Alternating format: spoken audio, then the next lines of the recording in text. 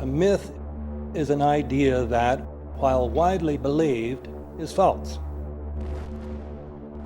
In a deeper sense, in the religious sense, a myth serves as an orienting and mobilizing story for a people. The focus is not on the story's relation to reality, but on its function. A story cannot function unless it is believed to be true in the community or the nation. It is not a matter of debate. If some people have the bad taste to raise the question of the truth of the sacred story, the keepers of the faith do not enter into debate with them. They ignore them or denounce them as blasphemers. It is wrong, blasphemous, and sinful for you to suggest, imply, or help other people come to the conclusion that the U.S. government killed 3,000 of its own citizens.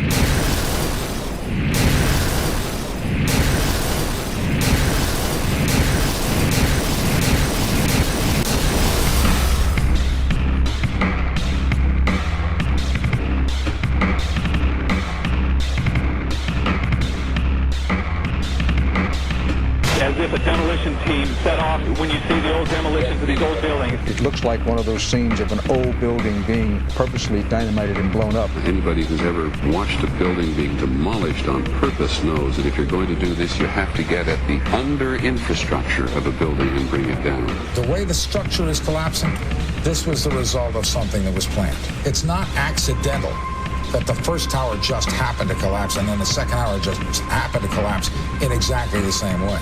How they accomplished this, we don't know. The building collapsed to dust. You don't find a desk. You don't find a chair. You don't find a telephone, a computer. The biggest piece of a telephone I found was half of the keypad, and it was about this big. What happened to the concrete? The concrete was pulverized from river to river. There was dust powder 2-3 inches thick. The concrete was just pulverized. In addition to those pictures we've all seen too much on television before, when a building was deliberately destroyed by well-placed dynamite to knock it down. If they had detonated, they were planned to take down a building. Boom, boom, boom, boom, boom. I heard a second explosion. There was a heavy-duty explosion. Then there was secondary explosions and then subsequent collapses. An explosion blew and it knocked everybody over. To me, it sounded like an explosion. It sounded like gunfire. Bang, bang, bang, bang, bang. And then all of a sudden, 3 big explosions. We heard a big explosion coming down. And then the entire top of the building just blew up. We saw some kind of explosion. By the force of the explosions. Big explosion. Blew us back into the 8th floor. Then we get to the lobby. This is a big explosion. The lobby looked as though a bomb had exploded there. A huge explosion now raining debris. It's been a huge explosion. Huge explosion that we all heard and felt. We just witnessed some kind of follow-up explosion. We heard a very loud blast explosion. A secondary explosion at Tower 1 camp. That is another bomb going off. He thinks that there were actually devices that were planted in the building. Planted in the building.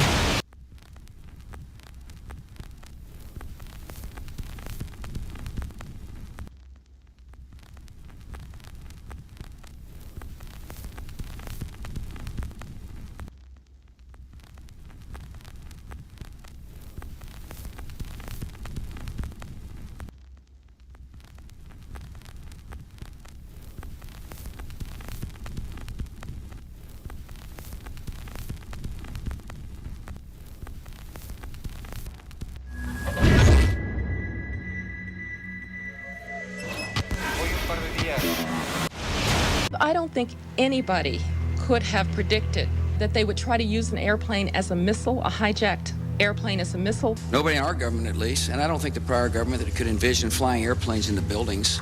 No specific threat involving really domestic operation or involving what happened, obviously, the city's airliner and so. There were no warning signs that I'm aware of. USA Today reports that in the 2 years before the attacks on September the 11th, NORAD conducted exercises using hijacked airliners as weapons. And one target was the World Trade Center.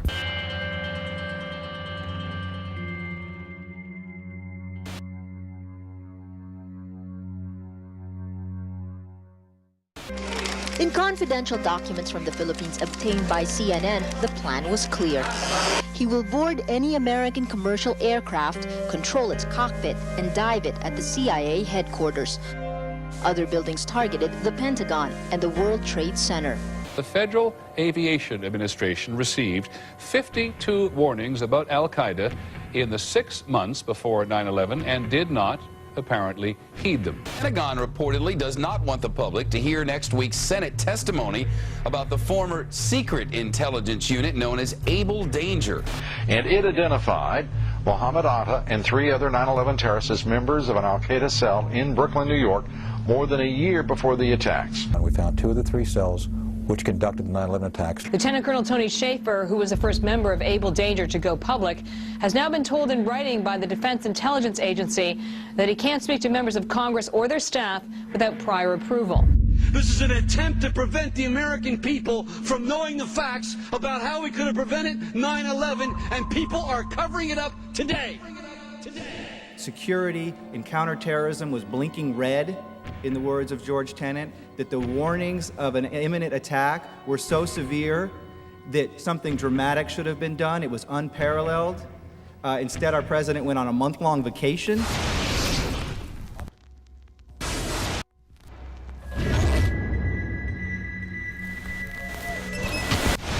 The head of Pakistani intelligence at the ISI, Mahmoud Ahmed, requested Omar Sheikh to wire $100,000 to Mohammed Atta, who was the lead hijacker. Hijacker Mohammed Atta received wire transfers via Pakistan. The man sending the money to Atta is believed to be Ahmed Umar Saeed Sheikh. Omar Sheikh admitted he was supported by the Pakistan government's intelligence service, the ISI.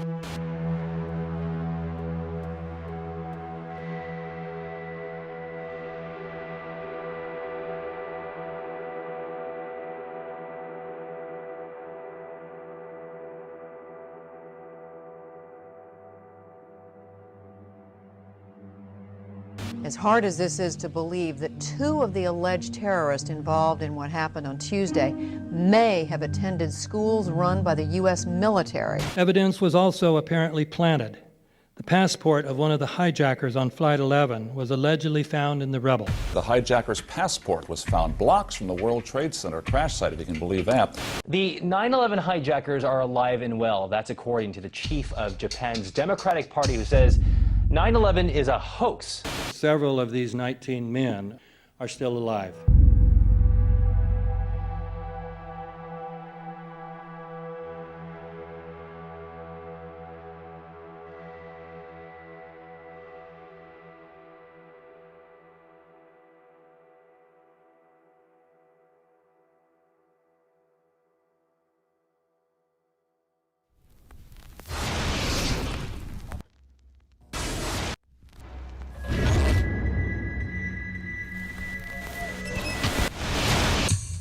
Of course we're after Saddam Hussein, bin Laden. He's In the early 1980s, bin Laden worked with operatives from U.S. intelligence, the Pakistani military, and Arab states. January 2001, the Bush administration orders the FBI and intelligence agencies to back off investigations involving the bin Laden family, including 2 of Osama bin Laden's relatives, who were living, guess where, in Falls Church, Virginia, right next to CIA headquarters. When he was already America's most wanted criminal, he reportedly spent 2 weeks in the American hospital in Dubai, was treated by an American doctor, and visited by the local CIA agent. We have not seen one piece of evidence that links Osama bin Laden directly to the planning stages of September 11th. This failure to provide proof was later said to be unnecessary because bin Laden, in a video allegedly found in Afghanistan, admitted responsibility for the attacks.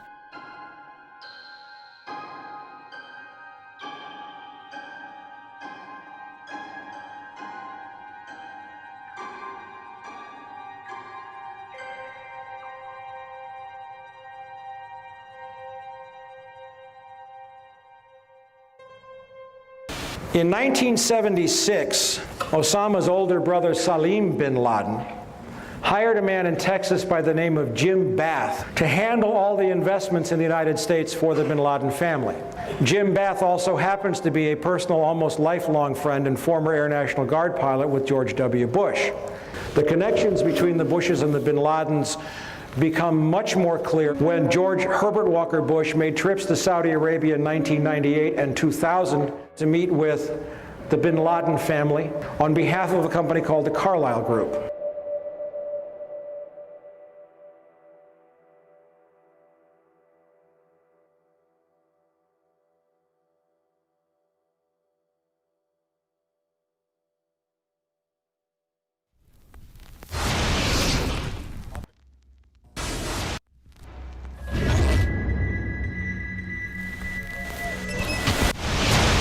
How could anyone fly a 60-ton, 125-foot wide, 44-foot tall plane through this obstacle course? The aircraft, before striking the Pentagon, reportedly executed a 270-degree downward spiral, and yet Hani Hanjour was known as a terrible pilot who could not safely fly even a small plane.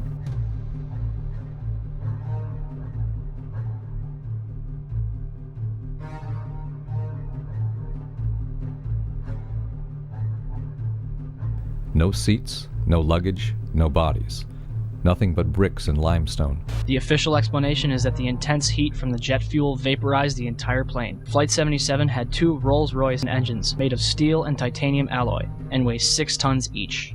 It is scientifically impossible, but 12 tons of steel and titanium was vaporized by jet fuel. We're also told that the bodies were able to be identified either by their fingerprints or by the DNA.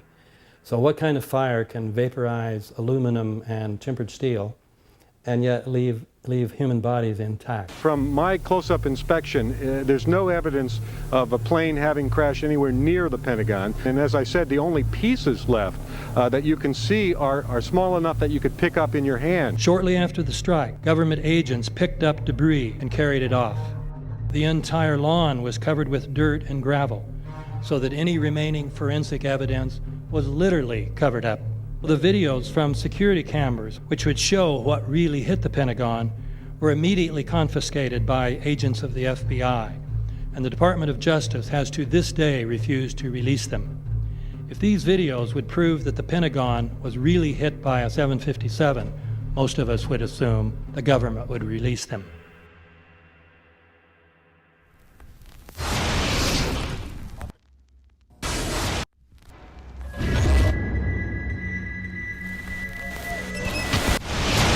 It looks like there's nothing there except for a hole in the ground.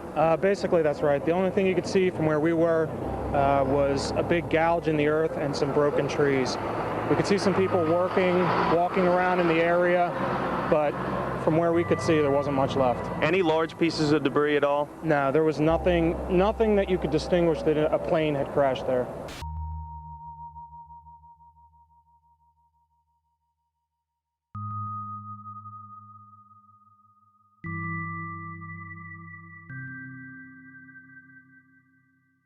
The FBI and the state police here have confirmed that they have cordoned off a second area about 6 to 8 miles away from the crater here. This is apparently another debris site. Why would debris be located 6 miles away? Could it have blown that far away? Seems highly unlikely.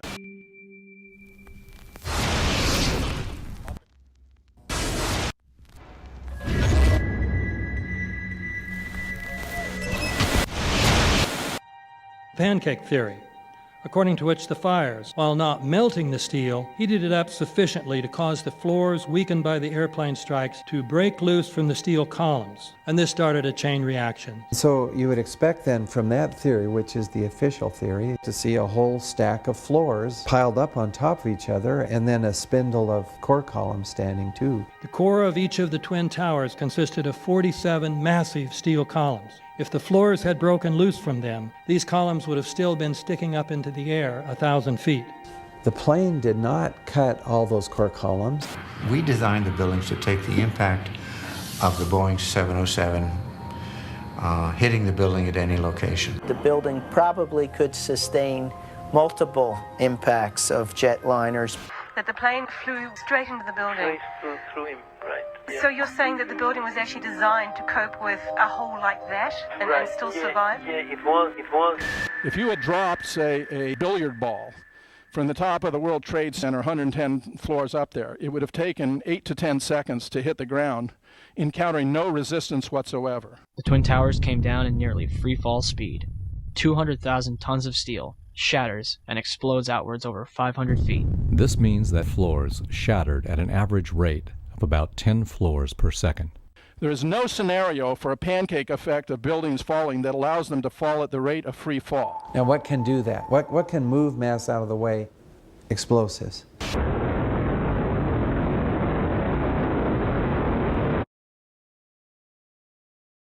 "47 huge steel columns going up the core. They're interconnected. How do you get them to fail simultaneously so the core disappears? It looks like those core columns were cut. The way we do this is by cutting the beam at an angle.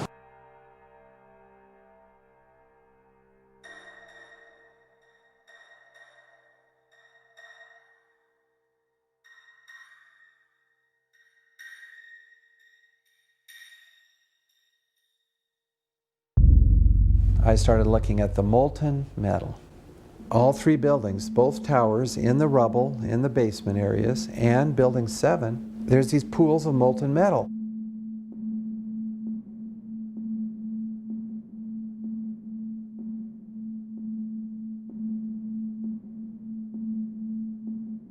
You get down below and you'd see molten steel running down the channel rails. Like you're in a foundry. Like lava. The molten steel was found 3, 4, and 5 weeks later, when the rubble was being removed. He said that molten steel was also found underneath World Trade Center 7. So I'm looking through the official reports. What do they say about the molten metal? They say nothing. But wait a minute. This is important evidence. So where'd that come from? Thermite is so hot that it'll just cut through steel, through structural steel, for example, like a knife through butter. The products are molten iron and aluminum oxide, which goes off primarily as a dust. You know those enormous dust clouds? You can imagine when you assemble these chemicals on a large scale.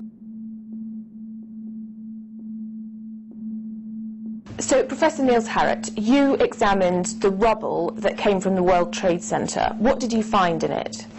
Well, in there we find remains of what we characterize as a thermitic material. And this is a very energetic material which can be used either for melting iron or it can be designed as an explosive. The evidence for controlled demolition is overwhelming. I've told you that the thermite reaction produced molten iron. Molten iron was in pools of molten iron in the rubble. And the point is that the thermite kept on reacting. This was a bitch's brew of thermite chemistry. Molten metal pools under both towers after they collapsed and Building 7. Now, Building 7 wasn't even hit by a jet. Part of the problem is that most people simply don't know much about Building 7 due to the extraordinary secrecy surrounding this collapse. And this was a 47-story skyscraper. This building fell at 5:25. It was not hit by a plane. This building had fires on only 2 or 3 floors. And it was brought down by what we know was a controlled demolition. Demolitions, they look just like that. You know, a kink in the middle, and then that building just comes straight down, almost at free fall speed.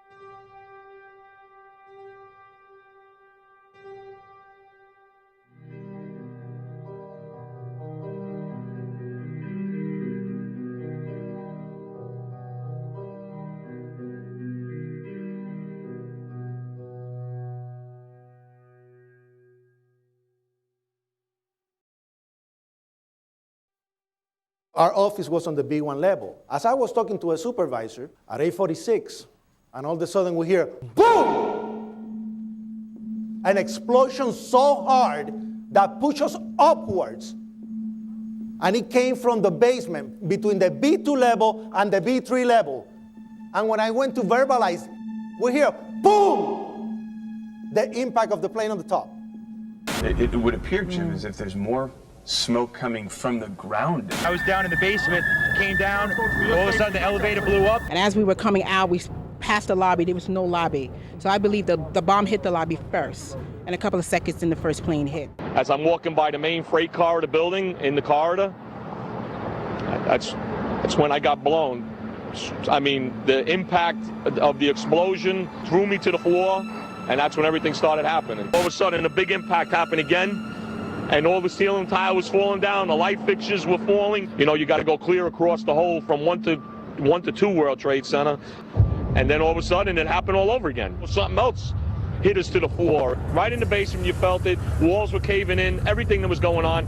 I mean, I know of people that got killed in the basement. I know of people that got broken legs in the basement. People that got reconstructive surgery because the walls hit them in the face.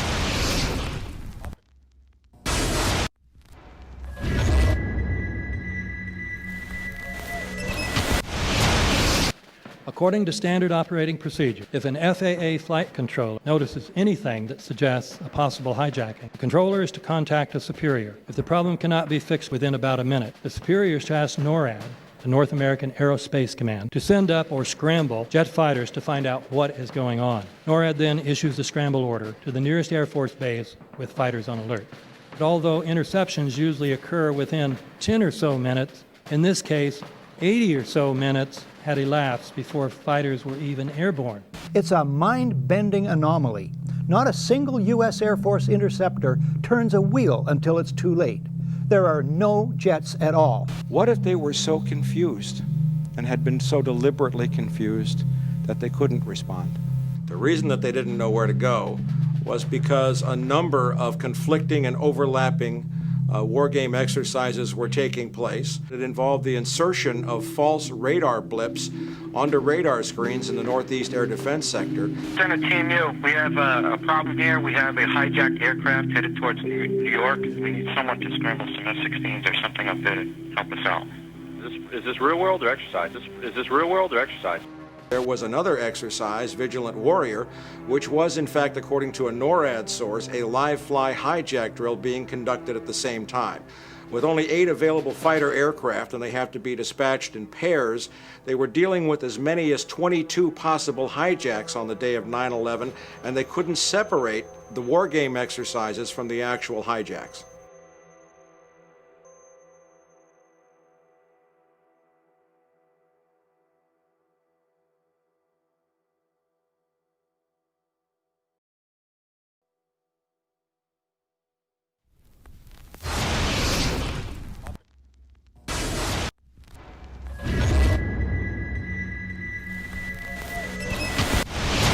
Page 172.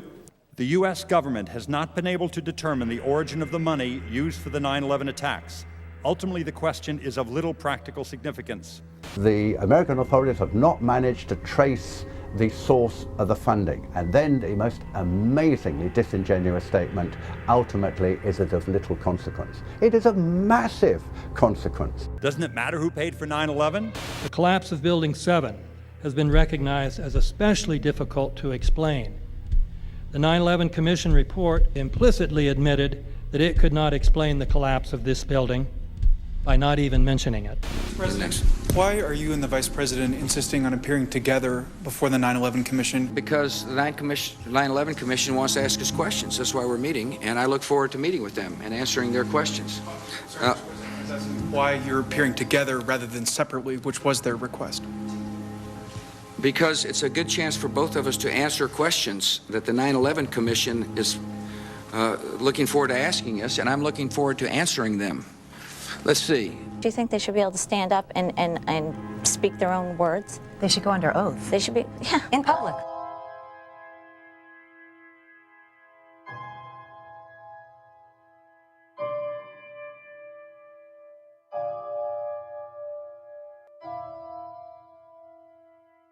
Don't you think that the families deserve to have a transcript or to be able to see what you Adam, said? you asked me that question yesterday. For an I answer got the today. same answer, yeah. The final report was a unanimous report. That means that if there was a single commissioner who had any objection about anything, that fact would be dropped from the report. We have found out that he not only served on the transition team of the Bush administration, that he was a person who wrote a draft memo for the setup of the Bush administration's National Security Council, that he was an individual who wrote the preemptive war strategy that was eventually used for the war in Iraq, that he is a close friend of Condoleezza Rice's. We want him to resign. There is literally nothing in the 9/11 report that the Bush administration did not approve of. We can understand, therefore, why the Commission, under Zelikow's leadership, would have ignored all the evidence that would point to the truth, that 9/11 was a false flag operation intended to authorize the doctrines and funds needed for a new level of imperial mobilization.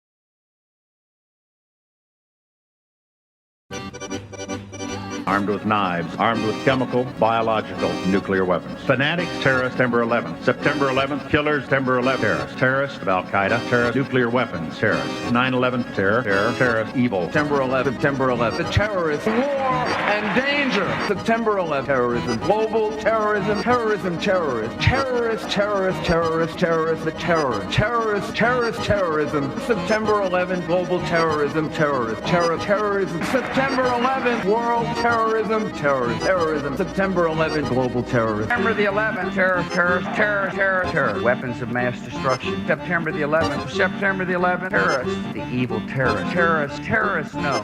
Terrorism. The words are hypnotically repeated. Terrorism, terrorist, terrorist threat, and of course, believed to be linked to Al-Qaeda. But it's the so-called war on terrorism that's in our faces practically 24/7 as the inescapable focus of our existence. One day, our grandchildren will look back on this time and ask, how was the war on terror won? The entire U.S. ruling class, ruling elite, comes to see terrorism as the preferred means, indeed the only means, to provide social cohesion, to provide an enemy image for the society to keep it together. According to neocon theory from Carl Schmitt, you have to have an enemy image in order to have a society. It's a very dangerous thing because now it means that the entire social order, the political parties, intellectual life, politics in general, all based on a monstrous myth. Monstrous myth.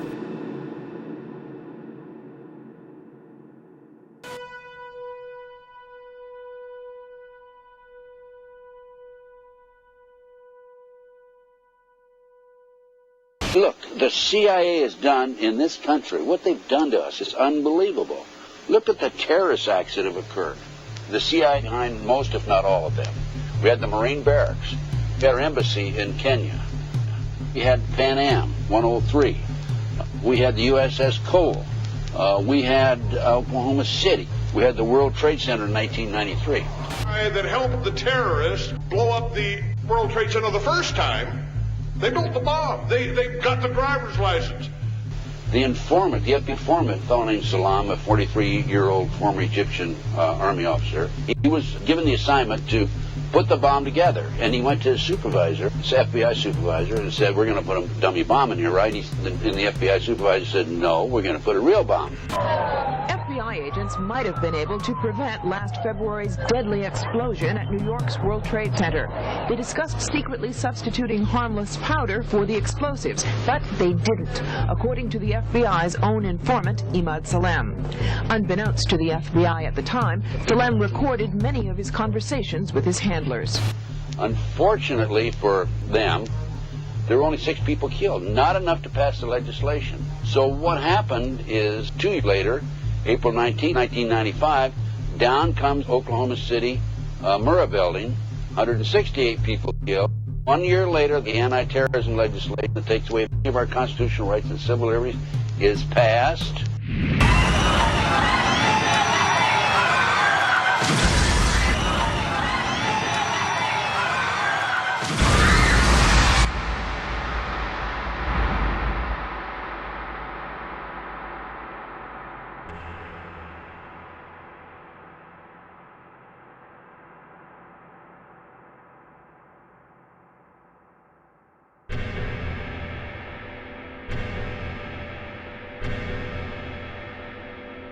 Because at 9:30 this morning, we were actually running an exercise for over a company of 1,000 people in London, based on simultaneous bombs going off precisely at the railway stations that happened this morning. So I still have the hairs on the back of my legs standing upright. To get this quite straight, you were running an exercise to see how you would cope with this, and it happened while you were running the exercise? Precisely.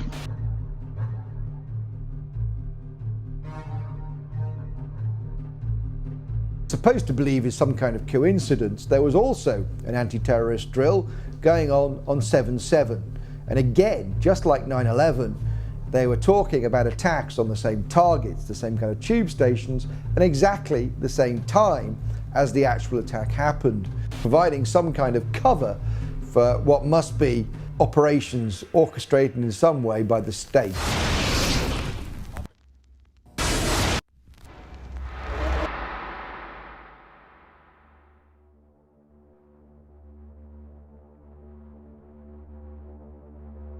I am absolutely appalled at how much people in this country do not think. We are given to understand that a guy out there up in the mountains financed the most elaborate attack on this country. Do you think some people in a cave, were able to have NORAD stand down?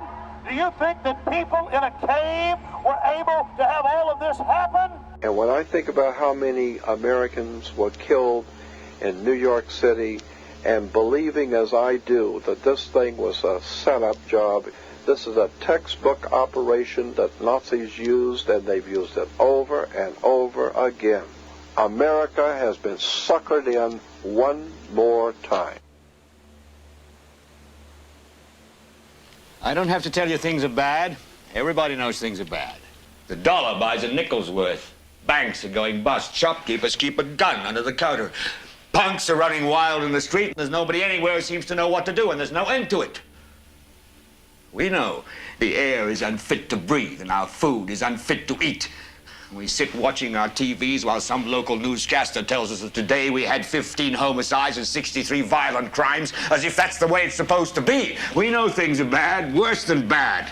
They're crazy. It's like everything everywhere is going crazy, so we don't go out anymore. We sit in the house, and slowly the world we're living in is getting smaller, and all we say is, please, at least leave us alone in our living rooms. Let me have my toaster and my TV and my steel-belted radios, and I won't say anything. Just leave us alone. Well, I'm not going to leave you alone. I want you to get mad. I don't want you to protest. I don't want you to riot. I don't want you to write to your congressman, because I wouldn't know what to tell you to write. I don't know what to do about the depression and the inflation and the Russians and the crime in the street. All I know is that first, you've got to get mad. You've got to say, I'm a human being. God damn it. My life has value.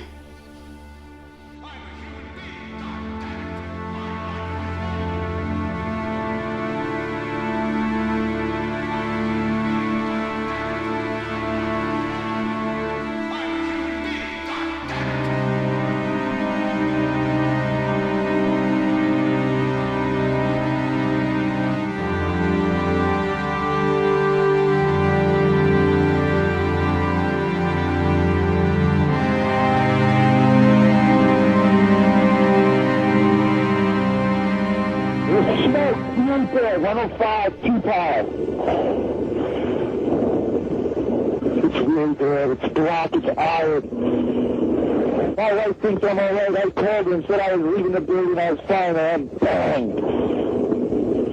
Two, three of us, two broken windows. Oh, God!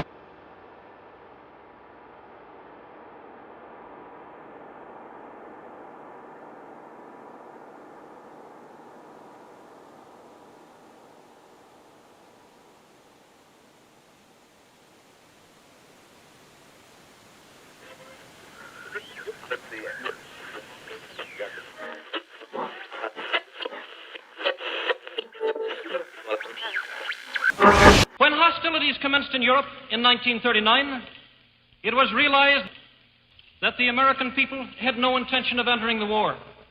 But they believed that this country could be enticed into the war in very much the same way that it was enticed into the last one. They planned, first, to prepare the United States for foreign war under the guise of American defense. Second, to involve us in the war, step by step, without our realization. Third, to create a series of incidents which would force us into the actual conflict. These plans were, of course, to be covered and assisted by the full power of their propaganda. Our theaters soon became filled with plays portraying the glory of war. Newsreels lost all semblance of objectivity, and they have used the war to justify the restriction of congressional power and the assumption of dictatorial procedures on the part of the President and his appointees. A fear campaign was inaugurated. We cannot allow the natural passions and prejudices of other peoples to lead our country to destruction.